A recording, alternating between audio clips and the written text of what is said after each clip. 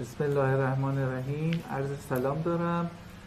بنده دکتر علوی مقدم هستم، عضو هیئت علمی دانشگاه علوم پزشکی شهید بهشتی، متخصص بیماری عفونی، فوق تخصص آلرژی و بیماری‌های نقص ایمنی. امروز می‌خوایم در مورد آلرژی و کرونا صحبت کنیم. یه سری سوال معمولا افرادی که آلرژی دارن برایشون در مورد ابتلا به کرونا به وجود اومده که ما میخوایم با شما جواب اونها رو به اشتراک بذاریم.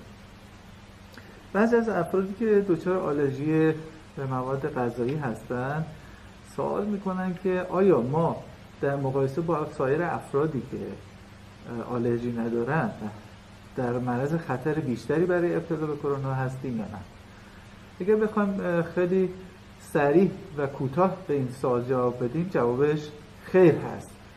مطالعاتی که انجام شده هنوز این رو نشون نداده که افرادی که دچار آلرژی هستن استعداد ابتلا بیشتر به کرونا دارن. سوال دیگه ای که این افراد داشتن این بوده که افرادی که دچار آلرژی به مواد غذایی هستن آیا کرونا بگیرن، کرونایی که میگیرن شدتش بیشتره یا نه؟ این سوال هم جوابش خیلی صریح و واضح و کوتاه این هستش که خیر. سوال بعدی که این دوستان داشتن این بوده که اگر ما کرونا رو بگیریم در واقع آلرژیمون شدتش بیشتر میشه یا نه؟ این در واقع مثل هر عفونت دیگه ای کرونا ویروس یا کووید 19 باعث تشدید علائم آلرژی میشه. بنابراین این دوستان باید دقت بفرمایند که داروهاشون رو مصرف کنند به موقع و مواجهه با آلرژن هایی که اونها رو دچار آلرژی میکنه کمتر داشته باشن، چون اگر دچار کووید 19 بشن علائم آلرژیشون تشدید پیدا میکنه. یه سری از این افرادی که دچار آسم آلرژیک هستن سوال برایشون پیش اومده که آیا در واقع این افراد استعداد ابتلای بیشتری به کرونا دارن در مقایسه با اونهایی که آسم آلرژیک ندارن؟ در واقع مطالعات نشون داده بیمارانی که آسم آلرژیک دارن و کنترل نشده، حالا دلایل این که کنترل نشده دلایل متعددی هست، این افراد استعداد ابتلای بیشتری دارن به کرونا و اینکه وقتی ابتلا به کرونا پیدا کنن ممکنه شدت بیماری هم در مقایسه با افرادی که آسم آلرژیک ندارن بیشتر باشه. سوال دیگه ای که دارن این هستش که آیا وقتی به کرونا مبتلا میشن آسمشون تشدید پیدا میکنه؟ که جواب این سوال هم بله هستش. علتش اینه که کرونا ویروس میتونه باعث اگزاسربیشن یا تشدید حملات آسم بشه.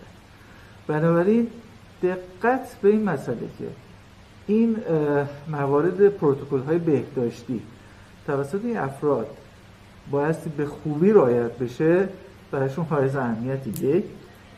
دو، این هستش که داروهایی که پزشک معالجشون بهشون داده بایستی در واقع در زمان مناسب با دوز مناسب استفاده کنن.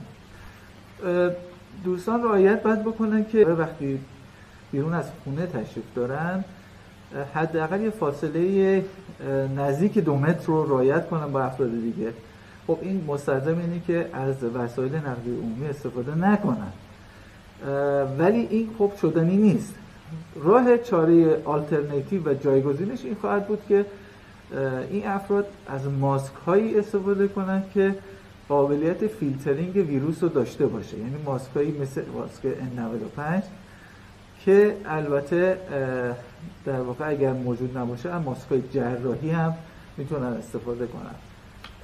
خب میبینید که الان من ماسک زدم به خاطر اینکه تو محیط بیمارستانم، ولی الان چون رعایت فاصله بین خودم و دوستانی که دارن فیلم برداری میکنن رو دارن رعایت میکنیم میتونم ماسکمو فعلا در اینجا بردارم چون بتونم با شما بهتر صحبت کنم.